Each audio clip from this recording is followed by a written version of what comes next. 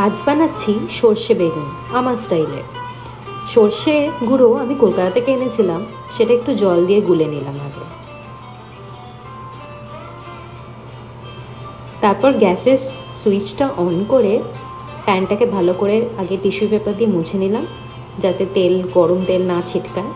তারপর একটু সাদা তেল দিয়ে 5 ফোড়ন দিয়ে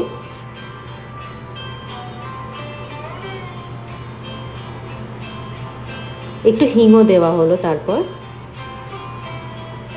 কাঁচা লঙ্কা সরু করে কেটে রেখেছিলাম, সেই কাঁচা লঙ্কাগুলো দিয়ে দেবো।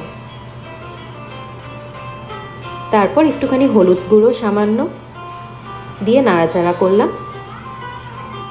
তারপর একটুখানি রসুন কুচি করে রেখেছিলাম, সেটা দিলাম। তারপর একটু স্বাদ অনুসারে নুন দিলাম। তারপর কেটে রাখা বেগুনগুলো ওই তেলে দিয়ে ভালো করে নাড়তে আরম্ভ করলাম। তারপর একটুখানি গুঁড়ো লঙ্কা দিলাম।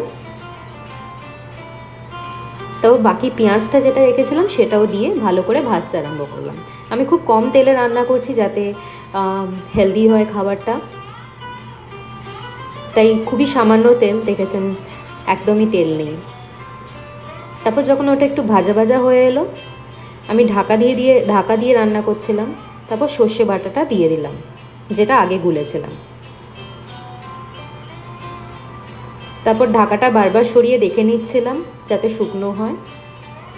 তারপর কিছুক্ষণ পরে শুকনো হয়ে গেল আর আমার সর্ষে বেগুন একদম ready. Thank you for watching.